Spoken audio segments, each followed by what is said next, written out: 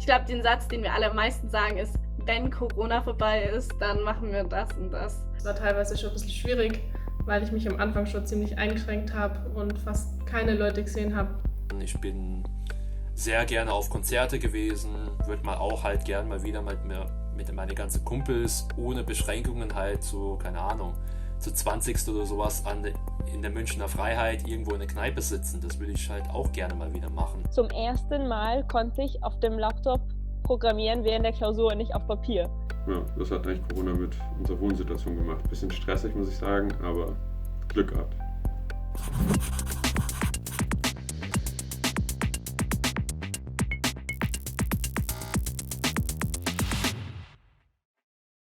Stell dir vor, es wäre Semesterbeginn und keiner geht hin.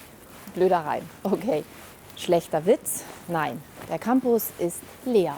Und das an der TUM mitten in München. Studieren ist möglich, aber meistens nur von zu Hause aus. Und das seit mehr als einem Jahr. Wir haben uns gefragt, wie geht es euch hinterm Laptop-Bildschirm? Wie hat die Pandemie euer Leben verändert? Violetta hat mit mir gesprochen. Sie ist voriges Jahr von Chile nach Deutschland gezogen, hat das Studium MINT gemacht und angefangen, Physik zu studieren. Die 19-Jährige hat Tatsache noch keinen Hörsaal von innen gesehen. Und das war nicht nur für sie sehr schwierig. Viele wollten abbrechen von uns, aber als wir dann angefangen haben, so uns gegenseitig mehr kennenzulernen, haben dann viele gesagt, okay, nee, ich mach weiter. Dadurch, dass wir diese Tutorübungen haben, hatte ich die Möglichkeit, mit vielen zu reden, und manche, vor allem die Kamera anmachen, mit denen haben wir uns dann irgendwann mal geschrieben intern, und dann habe ich angefangen, mit denen zu reden, und es ist halt eine ganz andere Weise, Leute kennenzulernen, weil man sie erst über Chat kennenlernt oder so, und dann habe ich mich mit vielen auch dann in Person getroffen, und das ist eigentlich immer gut gelaufen. Aber das hängt sehr von der Person ab, glaube ich, und es kann auch echt schwer sein. Also ich kann es mir gar nicht vorstellen, in einem Saal mit 300 Leuten zu sitzen und dann, dass man dann während der Vorlesung vielleicht kurz mal so einen Kommentar mit dem daneben machen kann, weil jetzt schaut man sich die Vorlesung alleine an und dann geht es gar nicht, und oder mal einen Kaffee zu trinken oder Mittagessen zusammen nach der Vorlesung, darauf freue ich mich total. So kleine Interaktionen, spontane Interaktionen, die man jetzt durch die Pandemie nicht hat. Vieles geht eben momentan nicht, so wie außerhalb der eigenen vier Wände zu lernen, zum Beispiel in einem Studientumhaus wie hinter mir. Diese Situation belastet viele Studierende sehr, so auch Jason. Er wohnt im Studentenwohnheim, er hat dort ein Zimmer und wünscht sich nichts sehnlicher, als endlich mal wieder einen Tapetenwechsel zu haben. Ich habe immer gerne eine klare Trennung gehabt zwischen, wo ich in Anführungszeichen schlafe und wo ich in der Uni halt gelernt habe. Also diese Trennung hat mir halt geholfen, weil dann bist du einmal zu die Uni gefahren, hast einmal schön Mittag gegessen und dann hast du dich halt dran gesetzt und gesagt, okay, bis 6 Uhr bleibe ich hier an diesem Sitz, lerne was und dann fahre ich heim, koche mir Abendessen und habe meinen Spaß. Dass man diese klare Trennung hat, also das hat schon geholfen und das vermisse ich schon etwas hier. Also da tue ich mich in Corona jetzt gerade echt schwer, weil jetzt bewege ich mich von meinem Bett da 2 Meter zu meinem Schreibtisch und mir fehlt halt diese Trennung, leider. Diese Trennung fehlt auch Julia und der alltägliche Kontakt zu anderen. Denn die Studentin wohnt allein in einem Apartment. Grundsätzlich ist mein Leben eigentlich durch Corona leiser geworden, weil man eben weniger Leute sieht und weniger Input von außen hat, wie zum Beispiel in der Uni oder beim Sport. Aber durch das ganze Alleinesein sind zum Beispiel eben die Gedanken viel lauter geworden, weil man eben so viel Raum hat, sich mit sich selber zu beschäftigen. Und das ist auch teilweise schwierig dann. Ja, man muss sich viel mehr bemühen, gerade wenn man allein lebt. Also man ist halt mit Leuten verabredet dann zum Lernen oder irgendwas macht. Verabreden braucht Tim sich dagegen nicht extra. Der trifft andere quasi am Küchentisch, denn er wohnt in einer WG. Aber auch ihm und seinen Mitbewohnern hat Corona zumindest indirekt ganz schön Stress gemacht. Also wir sind 4 Freunde und wir sind eigentlich aus dem gleichen Dorf. Wir sind noch zur Schule gegangen und dann sind wir nach München gezogen und dann irgendwann zusammen in das Haus hier vor einem Jahr.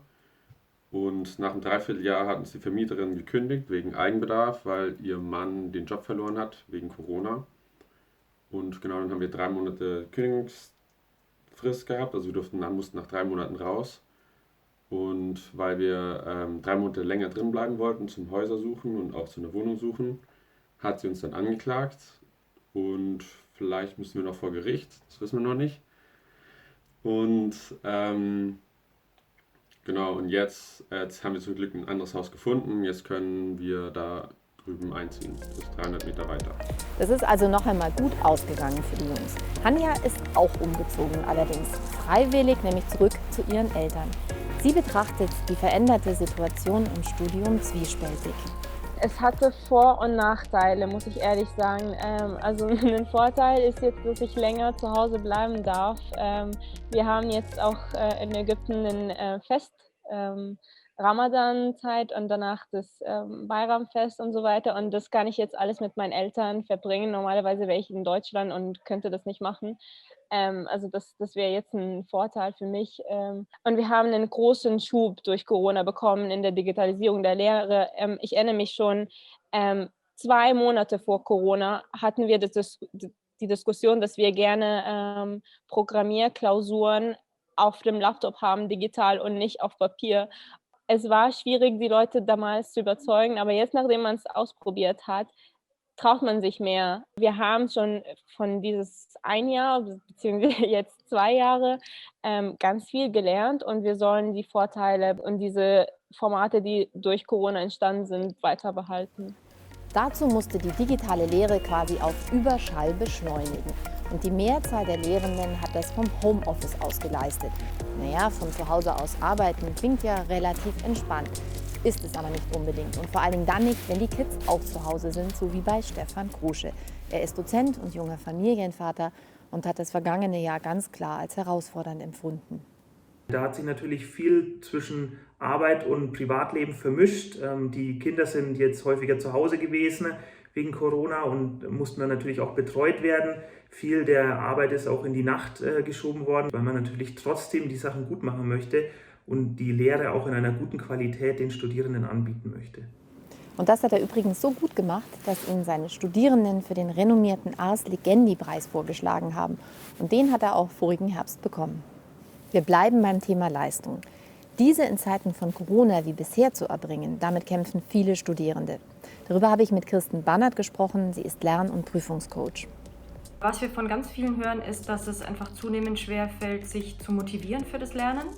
Also gerade vom Homestudying aus einfach immer wieder sich aufzuraffen, eine Tagesstruktur zu entwickeln. Also das ist, glaube ich, für viele ein ganz großes Thema, was ja auch total nachvollziehbar ist. Also es hat sich schlichtweg total viel verändert.